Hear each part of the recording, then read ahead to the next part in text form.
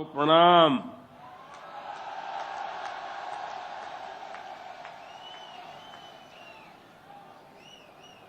श्री हेमराज जी गुर्जर, श्री सुरेश दास जी, दीपक पाटिल जी, राम प्रसाद दाबाई जी, अर्जुन मेघवाल जी, सुभाष बहेड़िया जी और देश भर से पधारे मेरे प्यारे भाइयों और बहनों,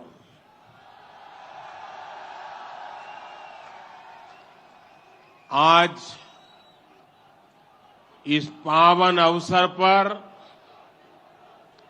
भगवान देव नारायण जी का बुलावा आया और जब भगवान देवनारायण जी का बुलावा आए और कोई मौका छोड़ता है क्या? मैं भी हाजिर हो गया। और आप याद रखिए, ये कोई प्रधानमंत्री यहां नहीं आया है।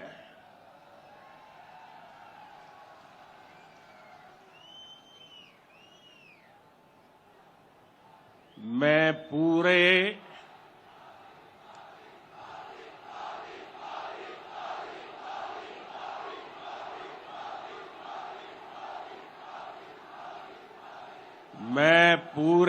भक्ति भाव से आप ही की तरह एक यात्री के रूप में आशीर्वाद लेने आया हूं।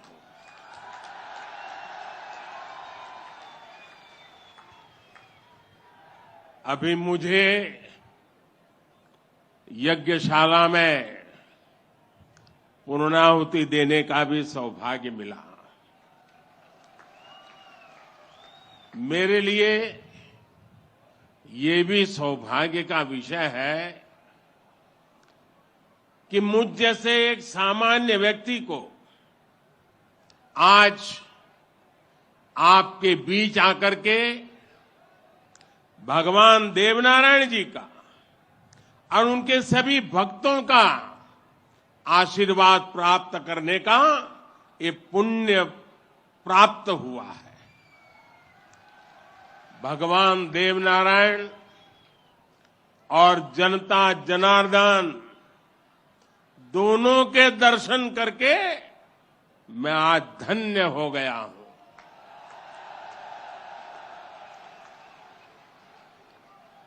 देश भर से यहां पधारे सभी श्रद्धालुओं की भांति मैं भगवान देवनारायण से अनवरत राष्ट्र सेवा के लिए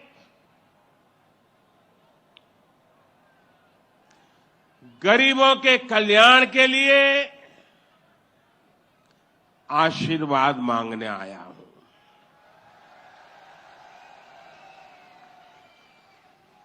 साथियों, ये भगवान देवनारायण का 1111वां अवतरण दिवस है। सप्ताह भर से यहां इससे जुड़े समारोह चल रहे हैं। जितना बड़ा ये अवसर है, उतनी ही भव्यता, उतनी दिव्यता, उतनी ही बड़ी भागीदारी गुर्जर समाज ने सुनिश्चित की है। इसके लिए मैं आप सभी को बधाई देता हूं। समाज के प्रत्येक व्यक्ति के प्रयास की सराहना करता हूं। भाइयों और बहनों, भारत के हम लोग हजारों वर्षों पुराने अपने इतिहास, अपनी सभ्यता, अपनी संस्कृति पर गर्व करते हैं। दुनिया की अनेक सभ्यताएं समय के साथ समाप्त हो गई। परिवर्तनों के साथ खुद को ढाल नहीं पाई। भारत को भी भौगोलिक, सांस्कृतिक, सामाजिक और वैचारिक रूप से तोड़ने के बहुत प्रयास हुए, लेकिन भारत को कोई भी ताकत समाप्त नहीं कर पाई। भारत सिर्फ एक भूभाग नहीं है, बल्कि हमारी सभ्यता की, संस्कृति की, सद्भावना की, संभावना की एक अभिव्यक्ति है। इसलिए आज भारत अपने वैभवशाली भविष्य की नींव रख रहा है। और जानते हैं, इसके पीछे सबसे बड़ी प्रेरणा, सबसे बड़ी शक्ति क्या है? किसकी शक्ति से, किसके आशीर्वाद से? भारत अटल है, अजर है, अमर है।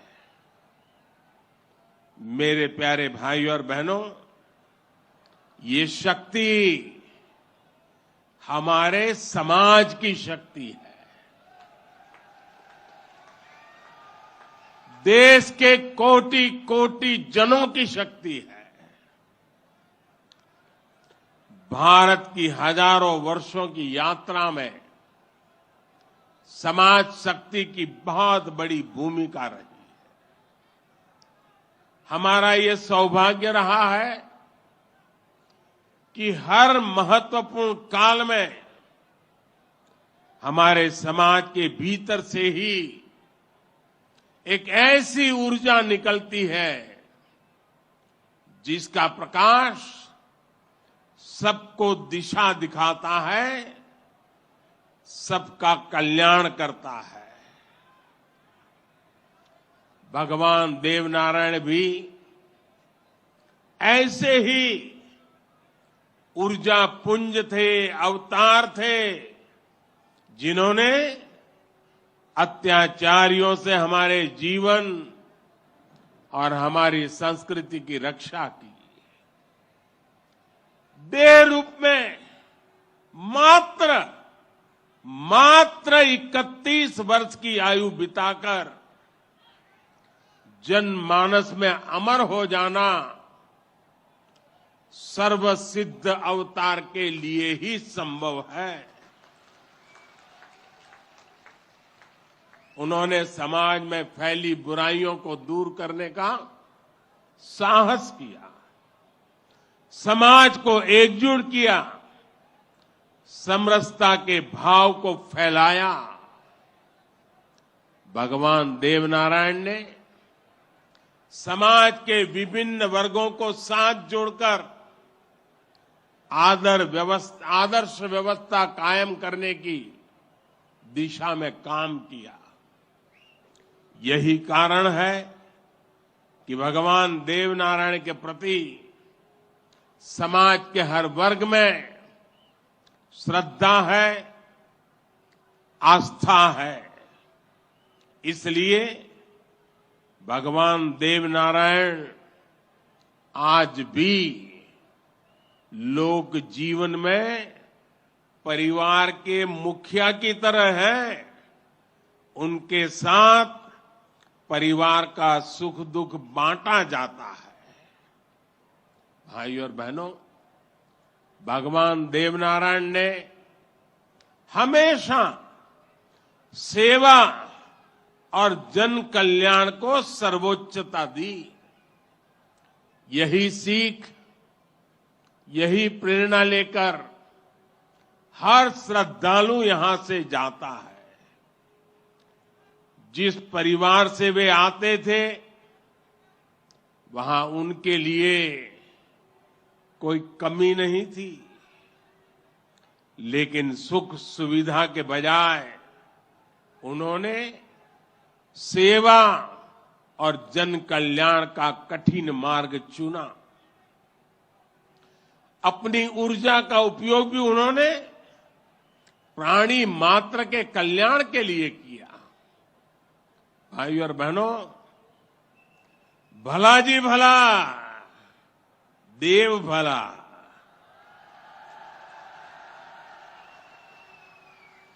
भला जी भला, देव भला। इसी उद्घोष में भले की कामना है, कल्याण की कामना है। भगवान देवनारायण ने जो रास्ता दिखाया है वो सबके साथ से सबके विकास का है। आज देश इसी रास्ते पर चल रहा है। बीते 8-9 वर्षों से देश समाज के हर उस वर्ग को सशक्त करने का प्रयास कर रहा है जो उपेक्षित रहा है, वंचित रहा है। वंचितों को वरीयता, इस मंत्र को लेकर के हम चल रहे हैं। आप याद करिए, राशन मिलेगा या नहीं, कितना मिलेगा, ये गरीब की कितनी बड़ी चिंता होती थी।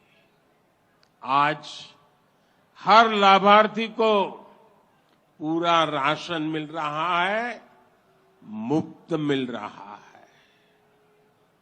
अस्पताल में इलाज की चिंता को भी हमने आयुष्मान भारत योजना से दूर कर दिया है।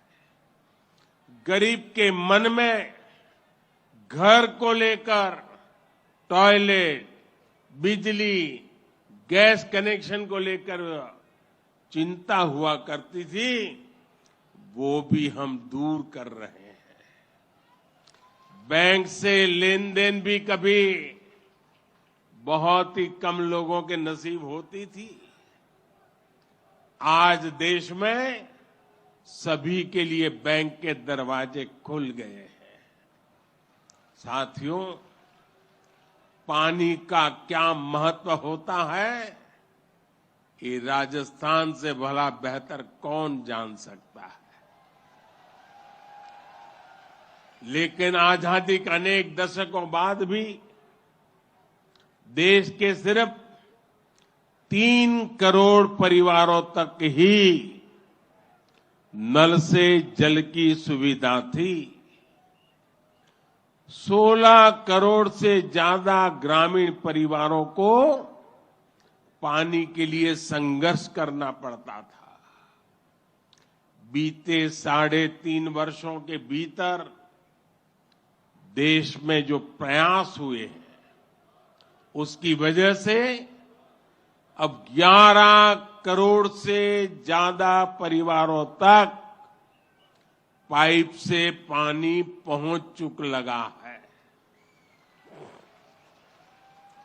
देश में किसानों के खेत तक पानी पहुंचाने के लिए भी बहुत व्यापक काम देश में हो रहा है। सिंचाई की पारंपरिक योजनाओं का विस्तार हो या फिर नई तकनीक के सिंचाई, किसान को आज हर संभव मदद दी जा रही है। छोटा किसान जो कभी सरकारी मदद के लिए तरसता था, उसे भी पहली बार पीएम किसान सम्मान निधि से सीधी मदद मिल रही है। यहां राजस्थान में भी किसानों को पीएम किसान सम्मान निधि के तहत 15,000 करोड़ रुपए से अधिक सीधे उनके बैंक खातों में भेजे गए हैं। साथियों, भगवान देवनारायण ने गौ सेवा को समाज सेवा का समाज के सशक्तिकरण का माध्यम बनाया था। बीते कुछ वर्षों से देश में भी गौ सेवा का ये भाव निरंतर सशक्त हो रहा है। हमारे यहां पशुओं में खुर और मुंह की बीमारियां, खुरपका और मुंहपका कितनी बड़ी समस्या थी, ये आप अच्छी तरह जानते हैं। इससे हमारी गायों को, हमारे पशुधन को मुक्ति मिले, इसलिए देश में करोड़ों पशुओं के मुफ्त टीकाकरण का बहुत बड़ा अभियान चल रहा है। देश में पहली बार गौ कल्याण के लिए राष्ट्रीय कामधेनु आयोग बनाया गया है। राष्ट्रीय गोकुल मिशन से वैज्ञानिक तरीकों से पशुपालन को प्रोत्साहित करने पर बल दिया जा रहा है। पशुधन हमारी परंपरा, हमारी आस्था का ही नहीं, बल्कि हमारे ग्रामीण अर्थतंत्र का भी मजबूत हिस्सा है। इसलिए पहली बार पशुपालकों के लिए भी किसान क्रेडिट कार्ड की सुविधा दी गई है। आज पूरे देश में गोवर्धन योजना भी चल रही है। ये गोबर सहित खेती से निकलने वाले कचरे को कंचन में बदलने का अभियान है। हमारे जो डेयरी प्लांट है, वे गोबर से पैदा होने वाली बिजली से ही चले, इसके लिए भी प्रयास किए जा रहे हैं। साथियों, पिछले वर्ष स्वतंत्रता दिवस के अवसर पर मैंने लाल किले से पंच प्राणों पर चलने का आग्रह किया था। उद्देश्य यही है कि हम सभी अपनी विरासत पर गर्व करें, गुलामी की मानसिकता से बाहर निकले और देश के लिए अपने कर्तव्यों को याद रखें। अपने मनुष्यों के दिखाए रास्तों पर चलना और हमारे बलिदानियों, हमारे शूरवीरों के शौर्य को याद रखना भी इसी संकल्प का हिस्सा है। राजस्थान तो धरोहरों की धरती है। यहां सृजन है, उत्साह और उत्सव भी है, परिश्रम और परोपकार भी है। शौर्य यहां घर घर के संस्कार है। रग राग राजस्थान के पर्याय है। उतना ही महत्व यहां के जन जन के संघर्ष और संयम का भी है। ये प्रेरणा स्थली भारत के अनेक गौरवशाली पलों की, व्यक्तित्व की साक्षी रही है। तेजासी से बाबूजी तक, गोगा जी से रामदेव जी तक, बप्पा रावल से महाराणा प्रताप तक, यहां के महापुरुषों, जननायकों, लोक देवताओं और समाज सुधारकों ने हमेशा देश को रास्ता दिखाया है। इतिहास का शायद ही कोई कालखंड है जिसमें इस मिट्टी ने राष्ट्र के लिए प्रेरणा न दी हो। इसमें भी गुर्जर समाज शौर्य, पराक्रम और देशभक्ति का पर्याय रहा है। राष्ट्र रक्षा हो या फिर संस्कृति की रक्षा, गुर्जर समाज ने हर कालखंड में प्रहरी की भूमिका निभाई है। क्रांतिवीर भूप सिंह गुर्जर, जिन्हें विजय सिंह पथिक के नाम से जाना जाता है, उनके नेतृत्व में बिजोलिया का किसान आंदोलन आजादी की लड़ाई में एक बड़ी प्रेरणा था। कोतवाल धन सिंह जी और जोगराज सिंह जी ऐसे अनेक योद्धा रहे हैं जिन्होंने देश के लिए अपना जीवन दे दिया। यही नहीं, राम प्यारी गुर्जर, पन्ना धाय जैसी नारी शक्ति की ऐसी महान प्रेरणाएं भी हमें हर पल प्रेरित करती है।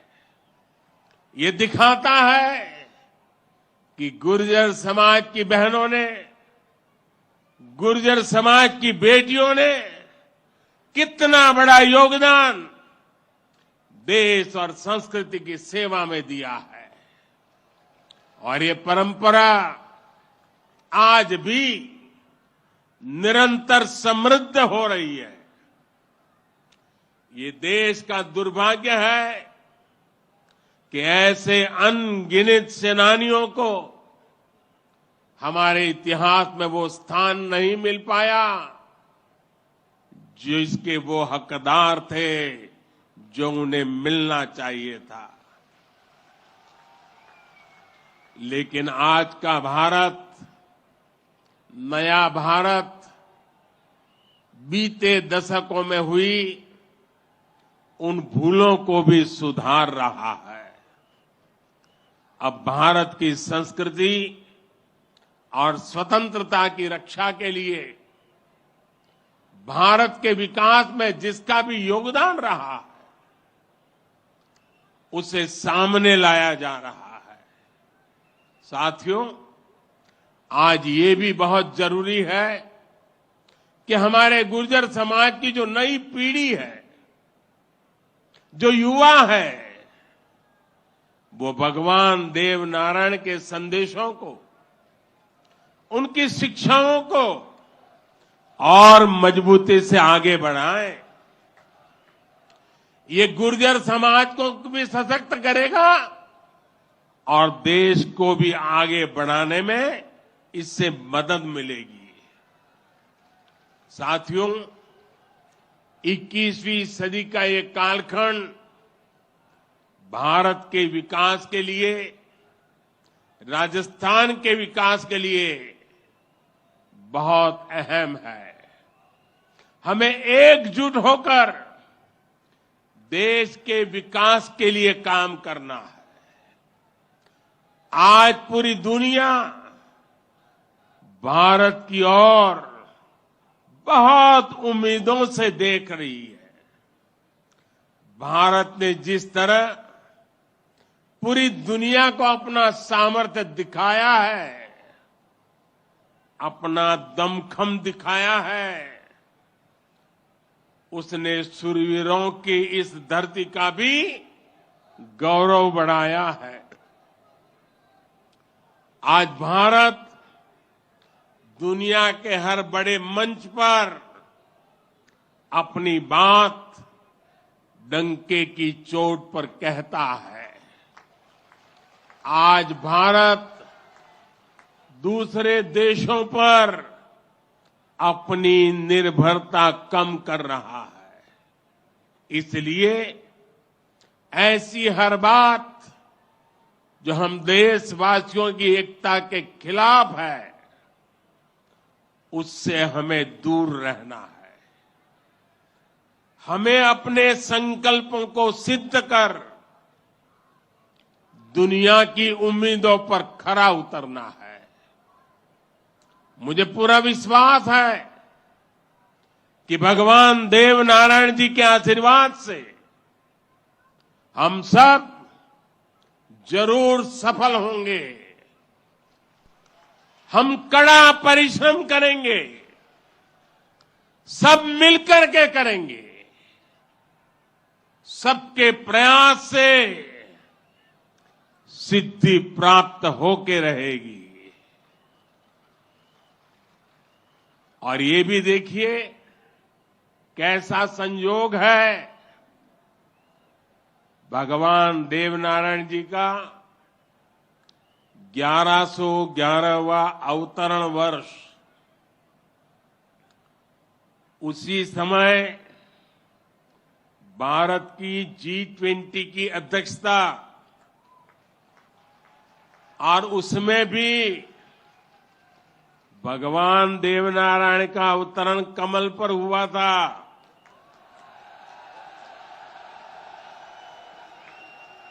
और G20 का जो लोगो है उसमें भी कमल के ऊपर पूरी पृथ्वी को बिठाया है।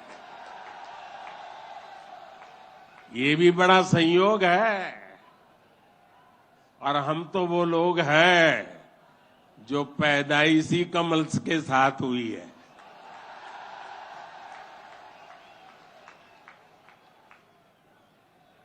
और इसलिए हमारा आपका नाता कुछ गहरा है।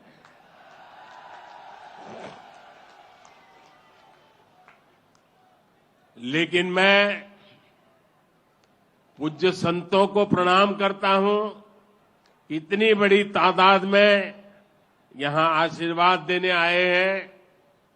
मैं समाज का भी हृदय से आभार व्यक्त करता हूं कि एक भक्त के रूप में मुझे आज यहां बुलाया,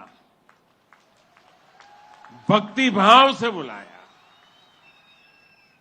ये सरकारी कार्यक्रम नहीं है, पूरी तरह समाज की शक्ति, समाज की भक्ति, उसी ने मुझे प्रेरित किया और मैं आपके बीच पहुंच गया। मेरी आप सबको अनेक अनेक शुभकामनाएं हैं। जय देव दरबार, जय देव दरबार, जय देव दरबार।